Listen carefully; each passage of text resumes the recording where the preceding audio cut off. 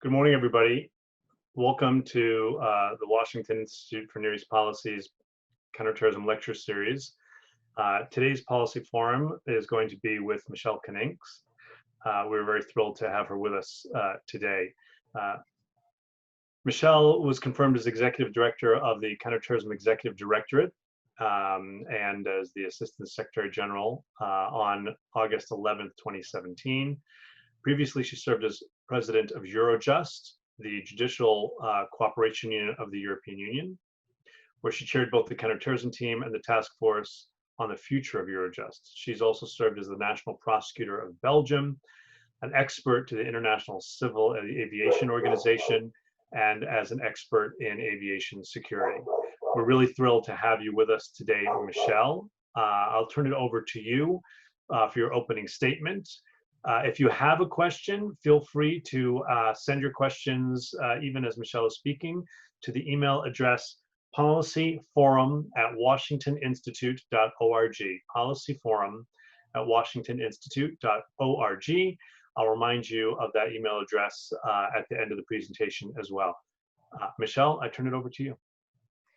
Good morning, Dr. Levitt, and thanks for this invitation. I'm thrilled to speak today here for the Washington Institute for Northeast Policy. I'm also very grateful for the ongoing collaboration that my organization, CTED, is having with you in the frame of the Global Research Network. And today's theme is, of course, the role of the United Nations in combating terrorism and violent extremism. And I would like to start with some preliminary observations and remark. Then I would like to go to the terrorist threat landscape, moving on to the role of the United Nations, standstill to the role of CTED, the organization I'm leading, and then ending up with the impact of COVID-19 on terrorism, countering terrorism, but also on those who are involved in that countering or combating of terrorism. Preliminary observations: if we want to be successful in the fight against terrorism, we have to approach terrorism and violent extremism at all levels, and that means at local level, national level, regional level, and global level. And it's not and or, but it's and. If we want really to have a result and be result-oriented, we need to have a whole of a society and a whole of government approach. If we want to have successes, we need to have a multidisciplinary approach. And if we want to be impactful, we need to have measures, CT and CVE measures, which are human rights compliant, with our gender sensitive and even age sensitive. These as a few teasers which will be mentioned all through my presentation today. Let's now focus on the threat landscape.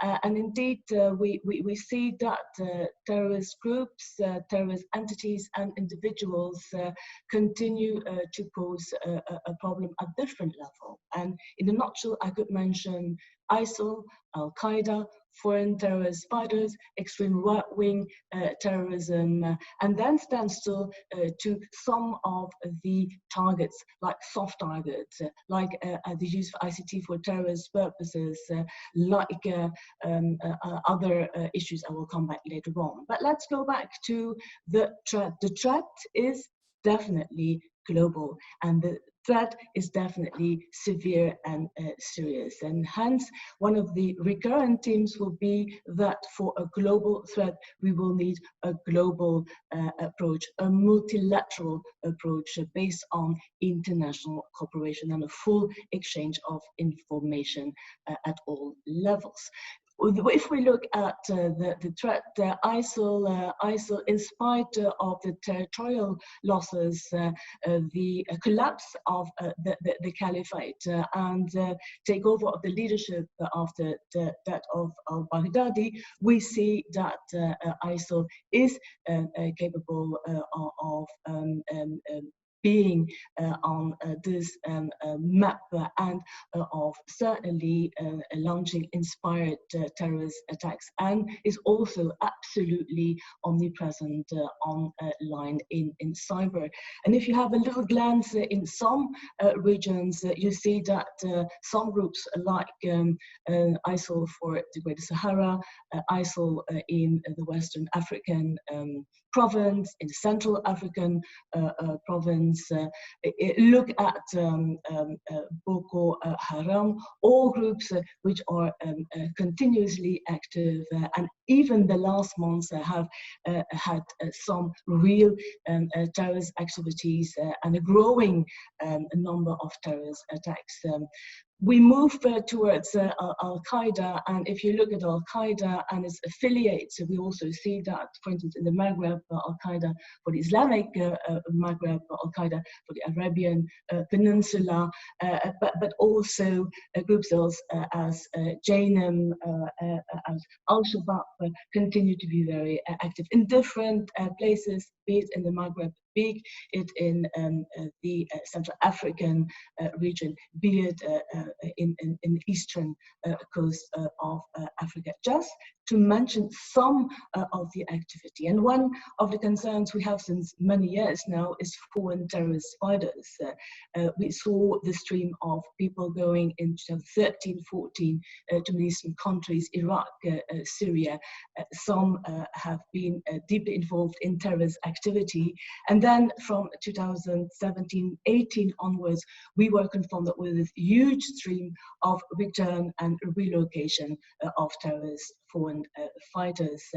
And now we are confronted with in some regions, foreign terrorist fighters returned, being prosecuted, being convicted for very short sentences, and we are facing their forthcoming release with all risks involved. Another problem is that of those returnees and those taken care of by criminal justice in prison at this moment, we need really to ensure that they have a tailor-made approach, and that we ensure not only prosecution but also rehabilitation and reintegration. And of course, being faced with quite a huge number of persons still detained in their camps in Syria and Iraq, and among them a lot of females and young children waiting for their return. Pre-COVID-19 being welcomed by some of the states and not welcomed by other states, and the real call of the Secretary General to take care of those females and youngsters, not to create another generation over-radicalized persons, easy targets for future terrorist activity. So foreign terrorist fighters remain a huge problem. And on top of it, we have another problem which is linked to what we call in our jargon extreme right-wing terrorism, which is not a new phenomenon, but where we looked at the phenomenon growing over the years in frequency, in activity and lethality, and also in its international threat and characteristic. And I can only mention a few of the terrorist actions we all have in our heads because they're quite fresh, like the March at Christchurch attack against the mosque. We had the attacks that were following in El Paso, for instance, in Walmart in August last year, but also some attacks at the end of last year in Halle, for instance, against a synagogue, followed earlier this year by an attack against shisha bars. Again, we see an evolving and developing activity, not only an online presence, but also an offline activity. And so that is a worrying development. If you also couple that to the impact of COVID-19 to those extreme right-wing groups, we have also a concern that there is a sort of abuse of technologies, misinformation, disinformation, and all believing that the COVID is a hoax as such, or believing that COVID-19 is linked to specific conspiracy theories. And then if we look at that threat landscape, which is already quite impressive and severe and global, we can look at it to the targeted areas. And one of the targets we have seen are certainly soft targets. Why? Easy, accessible, it's a very low effort and a huge impact. We have seen those examples, especially during the foreign terrorist fighter tsunami in the European Union between 2015 and 2017, focusing on markets, Christmas markets, on stadiums, on theaters, and so forth and so on. This is something we have to deal with, how to get preparedness, prevention, mitigation measures during an event, how to ensure resilience and recovery after such an event, but also looking at the use of ICT for terrorist purposes, which we absolutely see booming now more than ever, and having an eye on not only what we called in earlier days during foreign terrorist fighters attacks against soft targets, the weaponization of things, but also the weaponization of social media, internet, social, the weaponization of artificial intelligence, weaponization of drones, the unmanned aircraft vehicles or systems, so to say. So there are a lot of emerging trends, and when we look at it on top of the situation we're now faced with, there are two terms that pop up: cyber terrorism and bioterrorism. So CBRN is something we have to keep an eye on. And to finalize, complete this picture of the threat is to deal with the matter in a human rights, a rule of law, a gender-sensitive, compliant way. If we do not do so, we create a disbalance and we create more grievances, we create more anxiety, more possibilities of having reactions which can be translated in hatred, violence, and finally also in terrorist activity. Let's now move to the role of the United Nations in countering terrorism and violent extremism, and to really underline how the United Nations is a supporter of that fight of the 193 member states. And looking with a zoom into the work of the Security Council, the CTC, the Counterterrorism Committee, the subsidiary body, we are working for as an executive directorate. That saw the daylight after the 9/11 attacks, where a landmark Security Council resolution saw the daylight, 1373, led to the establishment of that counterterrorism committee, and in 2004 CTED started to work in order to execute the policy under the policy guidance of the CTC Security Council, but also, in fact, in order to verify, monitor, facilitate, promote the implementation of the Security Council resolutions. And if I have to go through the whole threefold tasks of CTED, I will go first with the most important task, the assessments, the evaluation assessments of CTED. CTC evaluation visits executed by CTED, where we have unrivaled position and a comparative advantage, as we are in a constant ongoing dialogue with the 193 member states. And when we have a visit and evaluation, we go through all segments of CT and CVE measures, from border control to legal and criminal justice issues, to counter-narrative, to foreign terrorist fighters, ICT, CFT, all the segments, all the themes will be looked at. And our primary counterparts are certainly the national authorities, the government authorities, but we also do liaise and have dialogues on the spot with all the other so important complementary players, such as the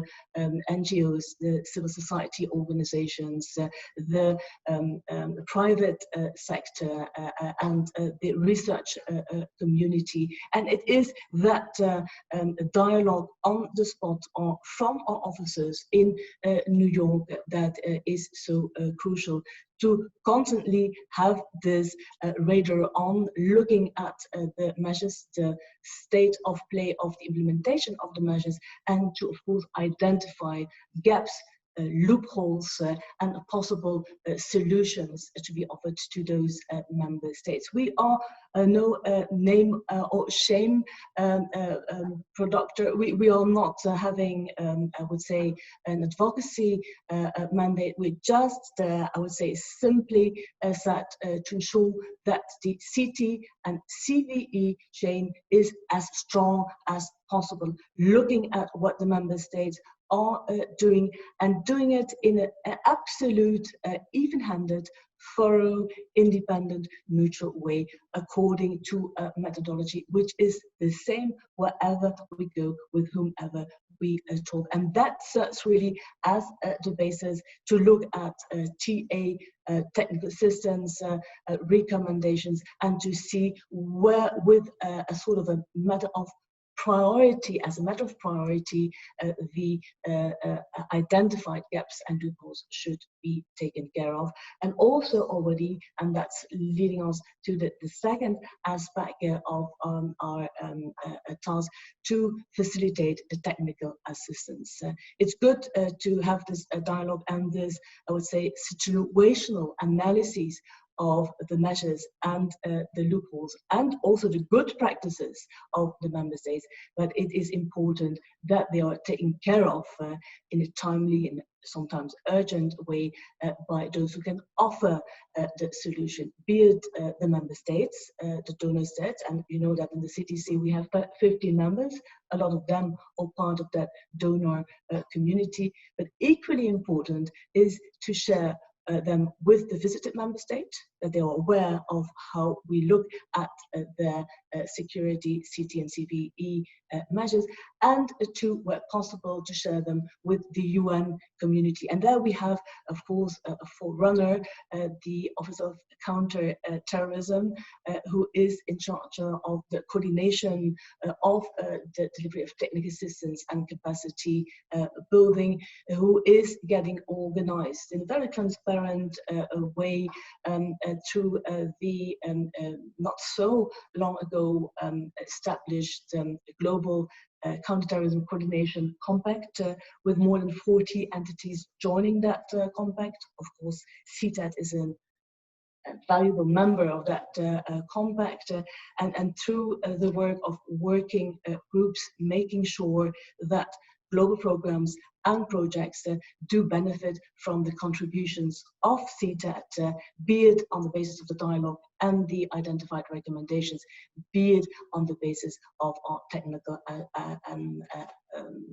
expertise.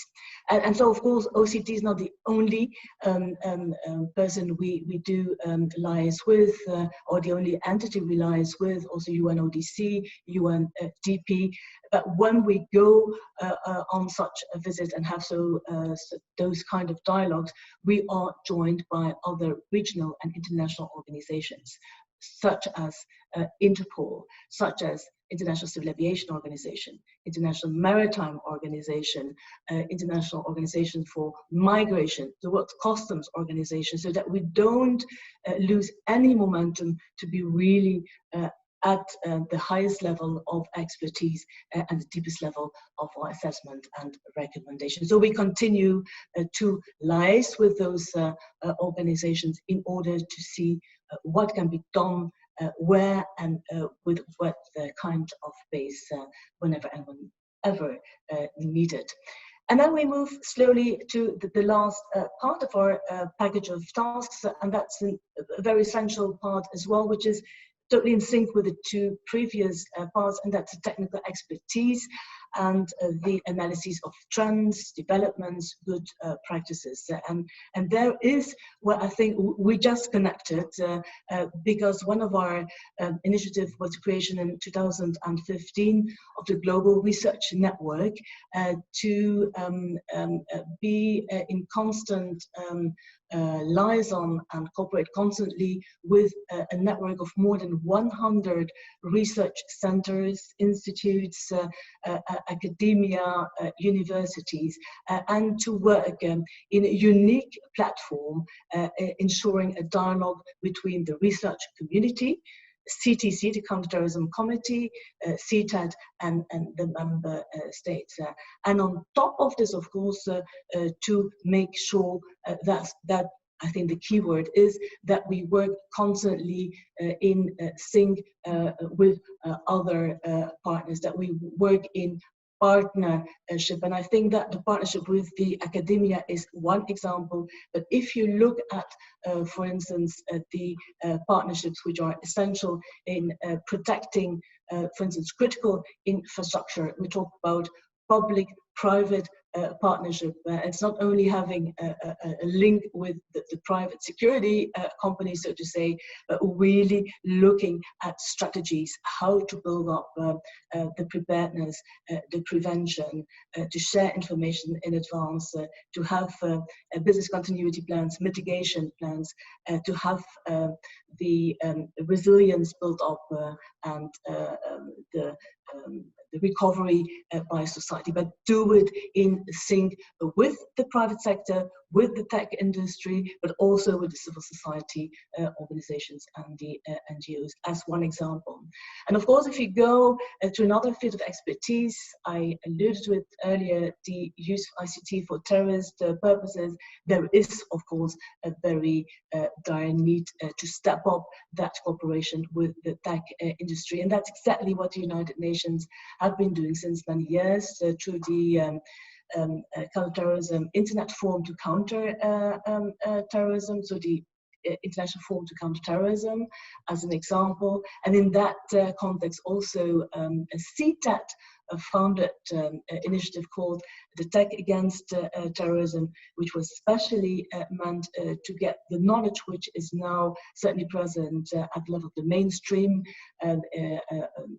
companies, IT companies, to get it at the level of the startup and the smaller companies, indeed faced with a growing appetite of terrorist and violent extremist group to use the internet and social media. There is a need to have a balanced measure taken, be it a take down or a moderation of that propaganda and recruitment and so forth and so on, but to do it, of course, with the right support, and the public and the private partners should meet with each other. There are also many other examples like CVE, countering of narrative, the partnership with, of course, the civil society, the NGOs, the religious leaders, the families, the women, youth is so important. The research center as another example of a partnership. So it's not only about gathering the expertise, and when I'm talking about expertise, we are talking about all these teams like law enforcement and border management, like legal and criminal justice. We're talking about CVE counter-narrative. We're talking about the countering of the financing of terrorism. And let's stand still, for instance, in relation to the countering of financing of terrorism. There again, we need to step up the partnerships between the law enforcement services and the intelligence services, between them and the financial intelligence units, between them and the NPOs and the bank institutions and the tech industry. And so that is ongoing work, really showing that this is part of a technical expertise, which is being used during our dialogues and our visits, which is used in our relationship with the GRN to go into much more depth and to really highlight key issues and to alert the world about those key issues and trends, and then also to make sure that they transpire in the different partnerships. And that leads me finally to the analysis of trends, developments, and best practices, lessons learned. There again, we make sure that we transpose the information that is evidence-based into products, recent products, where, for instance, the trends learned on extreme right wing and its update, or analytical papers, be it a digest, a trends report, for instance, we made a few years ago on foreign terrorist fighters returning, or the gender dimension of returning foreign terrorist fighters as another example. That is one of the products. Another product, of course, is the kind of work we do to help the policy development, the elaboration of policy documents or reference framework tools.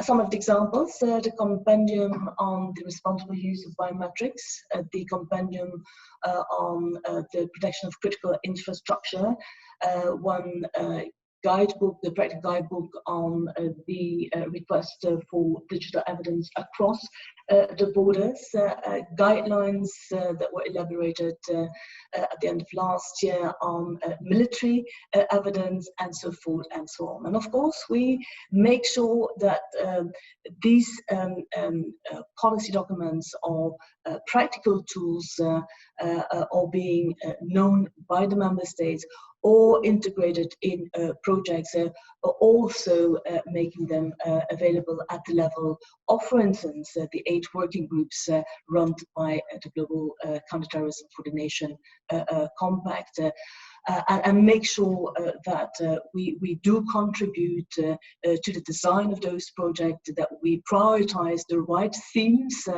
and that we focus on the most recent and most relevant trends and developments. And finally, we also organize, and that's extremely important for the CTC, and in close cooperation with the chair, the Tunisian ambassador of the Counterterrorism Committee, open events, special meetings, where we come back again to those key trends, to policy developments, and of course the requirements of Security Council as such. And to really complete that overview of policy documents and tools, I just want to refer shortly to what we have done, what the CTC has been doing in relation to foreign terrorist fighters. We worked on the guiding principles of foreign terrorist fighters in 2015, and completed that in 2018 with an addendum. And that is really going to how to stop the movements of foreign terrorist fighters through the most modern techniques like API, PNR, biometrics, watchlist, of course with a good lens of human rights and gender and age sensitive approach, how to make sure that we assess, assist, protect, prosecute, rehabilitate, reintegrate those who have been identified after a serious concrete risk assessment, and then also how we look at the situation in prison, how we deal with radicalization in prison, how we deal with the protection of soft targets, critical infrastructure, and so forth and so on. These are very practical tools which are part of a dialogue with the member states, which are being discussed when we have our ongoing dialogue with the resident coordinators and the country teams in those member states, with the ambassadors here in New York, in the capital, or with the focal points in the Ministries of Foreign Affairs when we liaise with the member states. Last but not least, we are in the middle of the COVID-19, and here I want to have a first observation. We don't really know what will be the real extent of the impact of COVID-19. We started to work on this impact and on having our radar on through the dialogues and through our cooperation with the GRN and looking at open sources since March this year, and we see some trends, but it is not yet clear in such a short period what is, for instance, the impact of a growing online propaganda and the offline terrorist activities, so to say. So you always, and that's a part of what we all know as experts, when you talk about CT and CVE, you always have to talk with nuances, with the right nuances. And two themes pop up in my mind directly: cyber threat and bio threat. And if you look at the impact of COVID-19, and we made an analytical paper which is on our website and spread worldwide, we see at threefold levels of attention. What is the impact of COVID-19 on terrorism? What is the impact of COVID-19 on measures taken by the government, having impact on CT and CVE? What is the impact on the stakeholders, those who are making the effort to make things work? And what we see is that there are lots of parallelism between the fight against COVID-19 and the fight against terrorism. We are, when we are confronted with the events and the emergencies that go with those two phenomena, we are confronted with uncertainty, with fear, with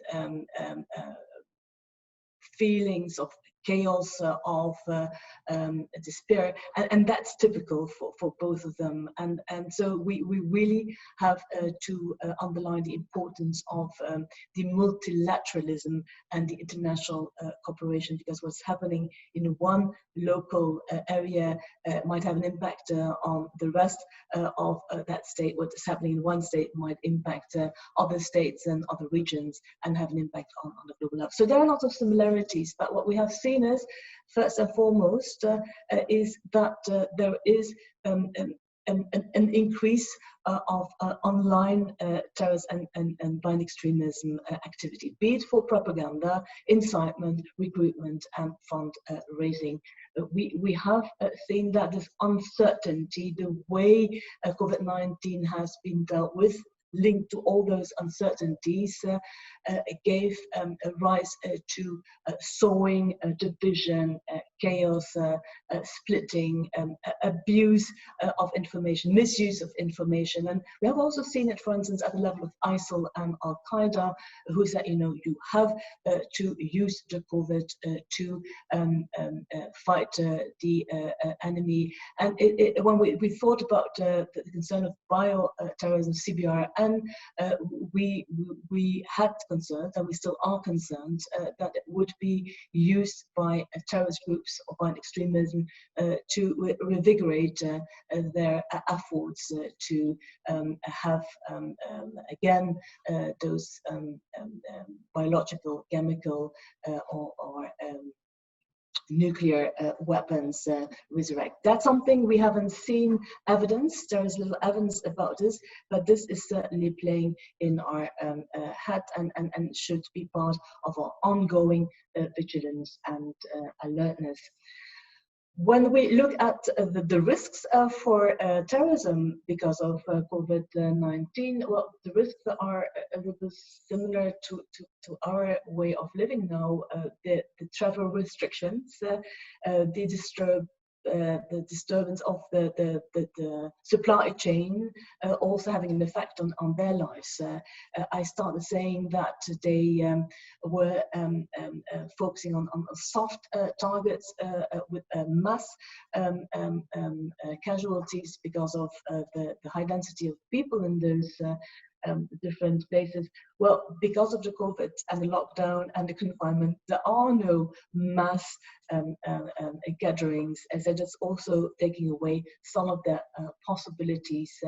And also, how can they, if they are intending to have a terrorist attack, target something that is asking for the attention? And I think that examples we have seen, for instance, in Missouri, the Kansas City foiled plot focusing on a hospital is one example. We've seen the same in Afghanistan, where a maternity hospital was being focused on. Some of the examples that they are shifting their targets. That being said, let's move to the impact on the measures taken by governments and how they impact possibly violent extremism and terrorism. Let's look at emergency powers, at digital surveillance measures, all meant to have more control over the movements and the tracing and the retracing of infected persons. If, however, those measures are too securitized and too heavy-handed, they might lead to heavy human rights related concerns, and that's something we have to take very seriously. We think that in the moderation of the hatred speech, racist speech, again, there should be this balance with democratic freedoms of expression, and so to ensure that we don't go in overdrive and cause another effect we absolutely do not want to have. Again, it's a very early stage. We have seen that some of the states, for instance, took initiatives for new terrorist offences, never seen before. Coughing, spitting might constitute a terrorist offence. We also have seen that in some states, because of the presence of COVID-19, some of the inmates have been released. That might cause in times to come a problem of crime, increase of crime. We know that there is a landmark resolution since last year that is especially looking at the link between organized crime and terrorism. In the meantime, we also have to look at those inmates in the prison for terrorist-related offences and how we are ensuring their rehabilitation and reintegration. Seeing, of course, and that's my last point, that there might be mid and long-term effects on the stakeholders, and in this case, when I was referring to the prisons, I'm talking about those involved in the rehabilitation and integration, the research community, but also the civil society organizations, NGOs, might have less access because of COVID-19. Or another possible effect is the next upcoming months, we might be confronted with huge socio-economic, financial impacts of COVID-19, and that will most probably cause a reshifting, reorientation of the CT measures in the member states. There will be maybe another priority setting, health oriented, safety oriented, and then maybe in a lesser degree security oriented.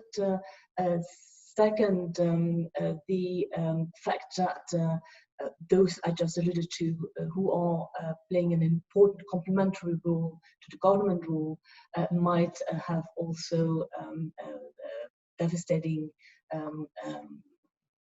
burdens on their shoulder, shrinked finances, but more burdens and more needs to help out others. And finally, international regional organizations, even states dealing with international cooperation, delivery of technical assistance through donations might also be reconsider their support to the member states in terms of technical assistance capacity building.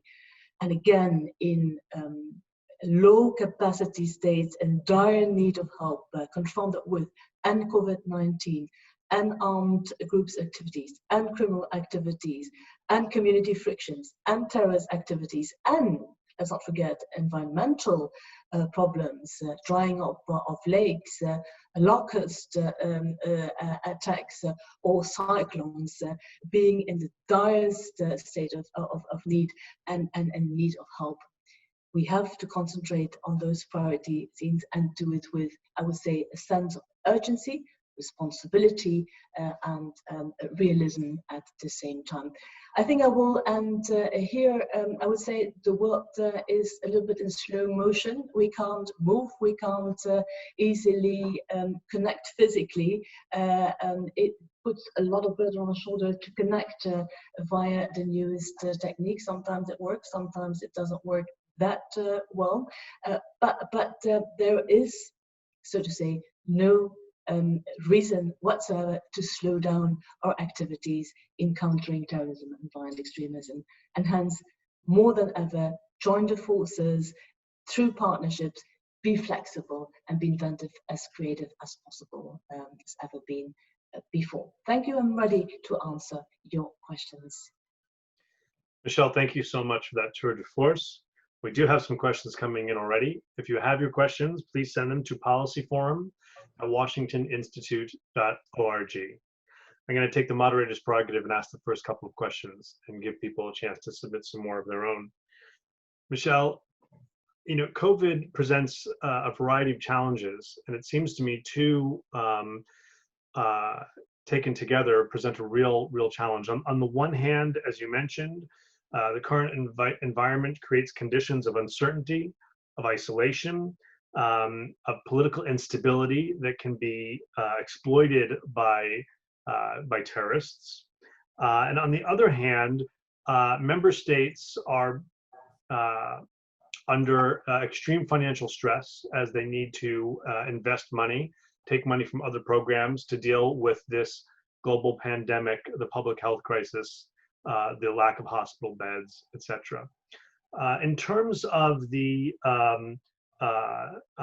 outreach that CTED has with member states, which is ongoing all the time, and in terms of how CTED is thinking about, together with OCT, technical assistance moving forward, how are these two particular components of the threat of COVID and its impact on counterterrorism affecting your work?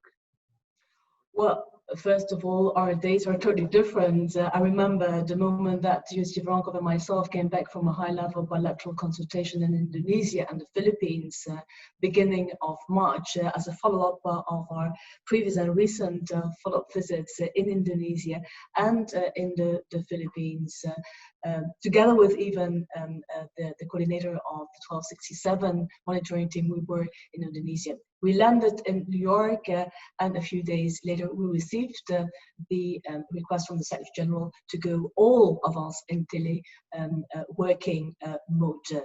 No way to go to the office, no way to travel any longer, which is an inherent part of our work. An assessment is an assessment visit that goes hand in hand with physical meetings. And that goes, of course, when the both principles go together to a country showing, yes, we acknowledge the CT concerns you have, we are here to support you, and we will take on board the recommendations formulated by the CTC and translated into tangible technical assistance and capacity building. So we had to rethink, and we have done this right away. I think that the first week of the start of the teleworking, I asked my group of 50 experts, how can we ensure full business continuity, and how can we look at uncertainties which were at that moment very, very big uncertainties. How long will this last?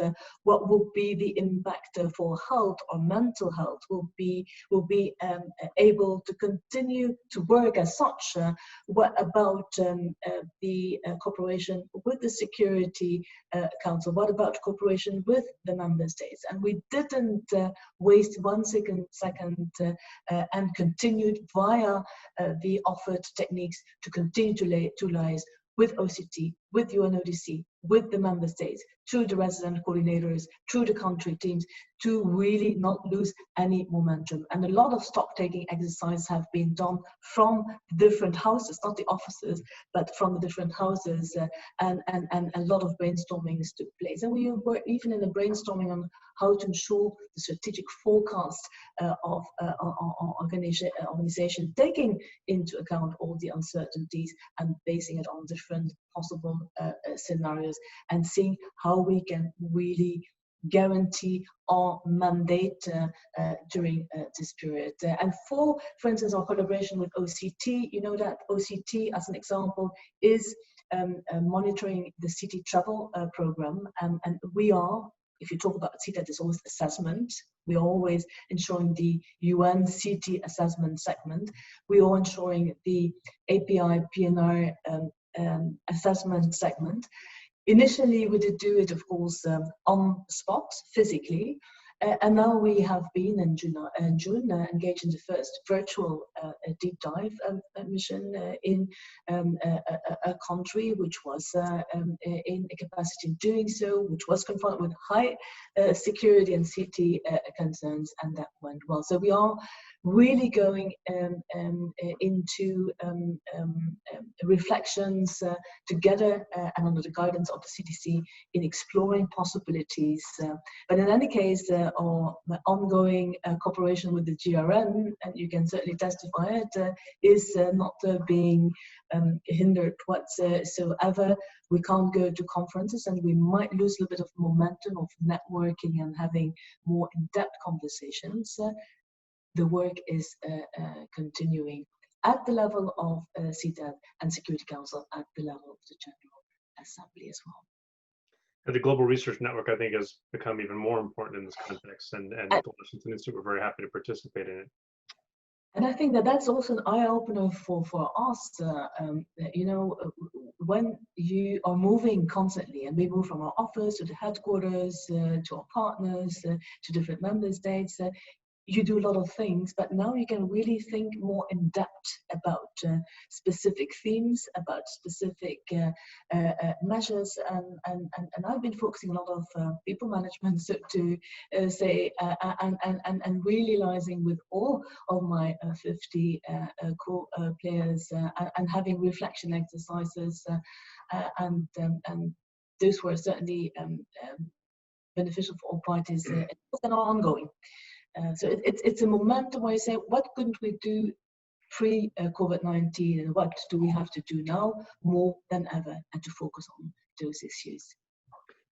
I'd like to quickly focus on two of those themes before I go to the questions that have come in. One of them is the threat of right-wing extremism, which the committee has been highlighting in some of its trend reports.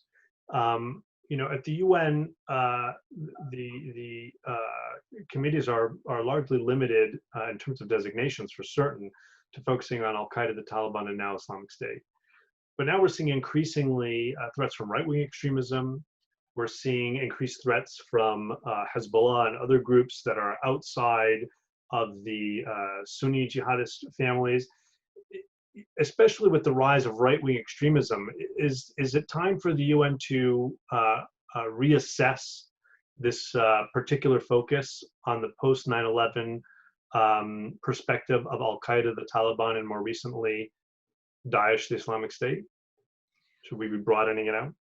Well, I started with a threat landscape, and I hope I've been clear enough to say that there are different levels of threat, and I mentioned the extreme right-wing terrorism, as we labeled it right now, as one of the concerns in that context.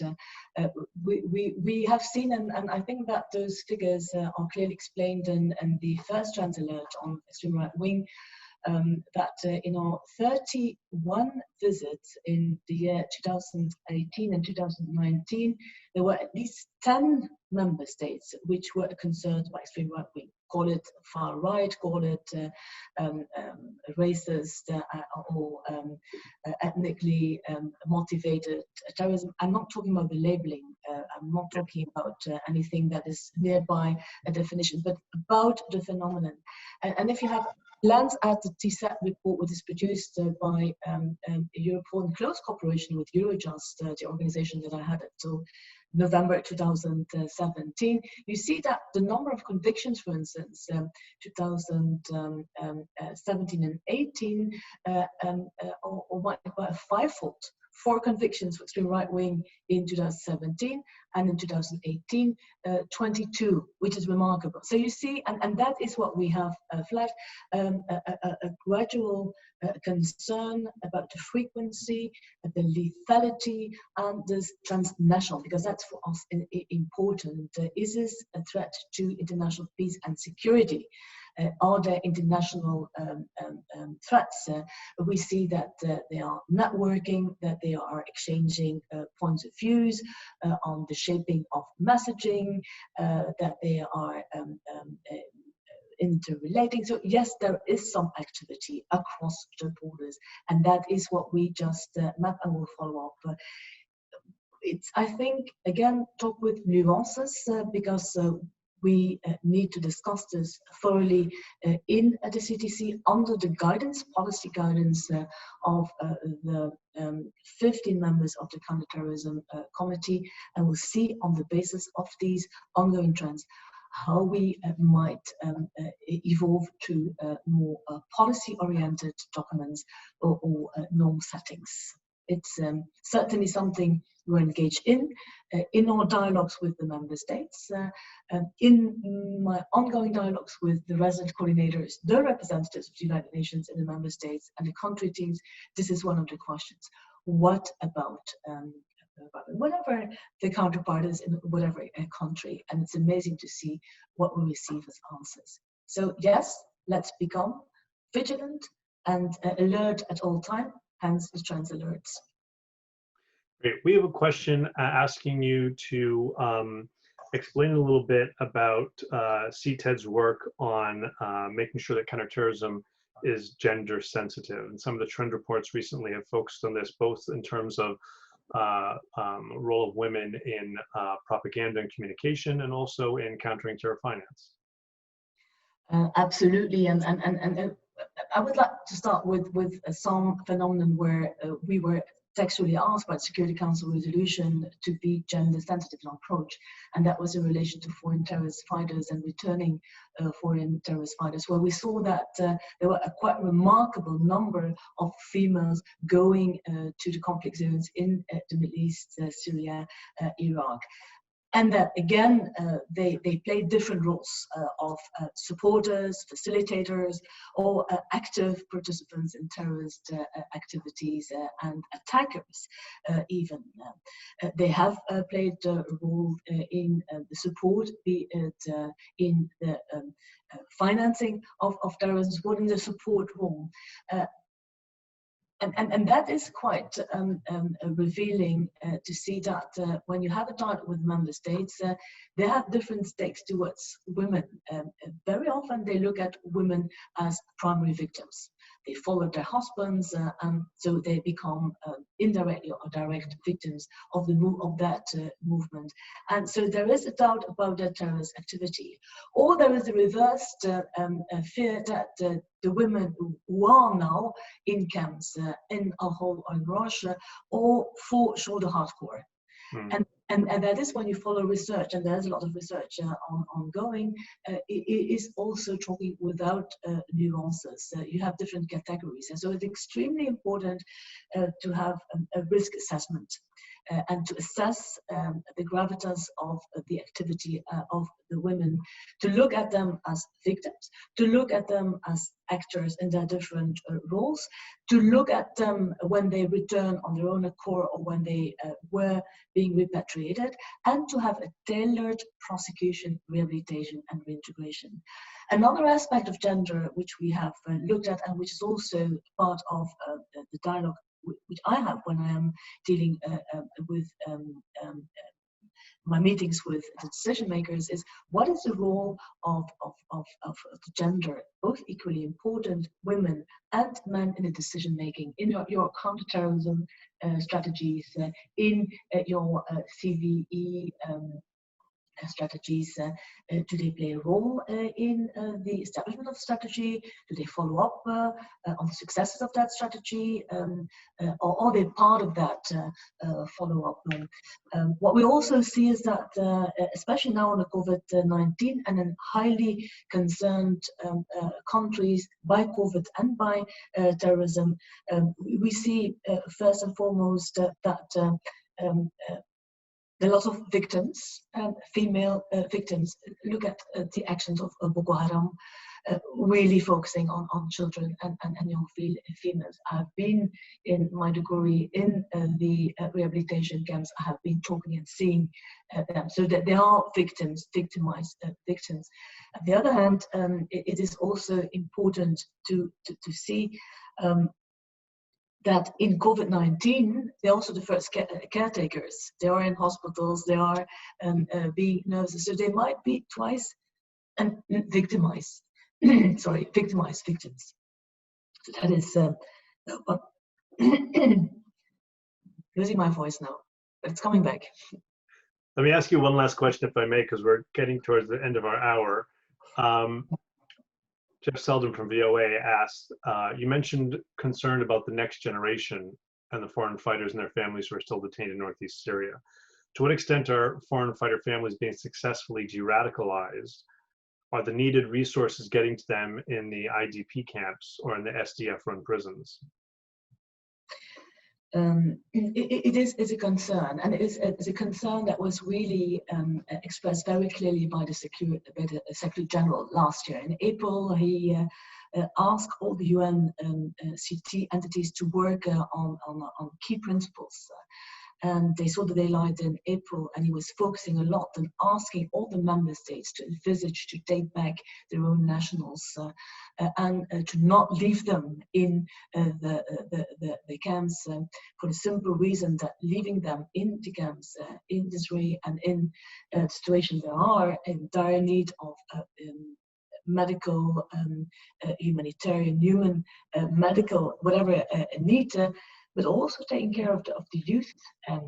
We and I'm also in the visits always struck by the number of young people in all those states which are because of violent extremism, because of terrorism, without any education, without any scholarity.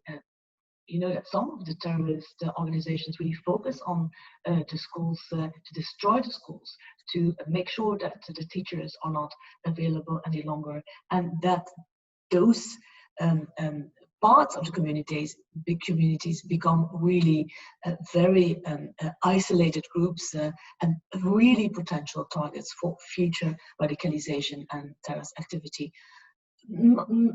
Even this year, we saw that in a specific country in Africa, there is a resurgence of terrorist activity, and that only in that country, because of the last 4 months of terrorist activity, 100 schools were closed, 55,000 school children were without any education, and more than 1,000 teachers were without work. This is the reality. So we're not talking only about the IDP camps, and that's always an omen. The more people are in IDP camps, the more we know that this is an early trigger for having real security and CT related issues, but also have an eye for youth and an age-sensitive approach. when we look at the return of children, what is the need of that child? What is the risk assessment of that child? What can we do about rehabilitation and the reintegration of that child? And the striking thing is that every single case has to be looked at its merit. Every single child needs to be looked at its needs for assistance, needs for protection, needs for rehabilitation and reintegration. And that, against a backdrop of what might be the financial, the economic impact of COVID-19 is really a concern. I take personally very much at heart, because each time that I went on a visit in a country, I focused on the gender and on the human rights and on the age-sensitive aspects of our work, among all the other important issues governed by the state authorities, the state national authorities, of course, but to really keep that eye and that lens on absolutely 100%. Michele, thank you so much for this really wonderful conversation. There are a lot of things on your agenda. We really appreciate your taking the time. I want to give a little teaser. The next event in this series will be in just a few weeks with the director of Europol, continuing on many of these same themes. Today's video and Michele's statement for the record will be available on the Washington Institute's website at washingtoninstitute.org. Michele, thank you and your staff very, very much. Everybody, thank you for taking the time to join us. Have a wonderful weekend. Stay healthy. Thank you very much.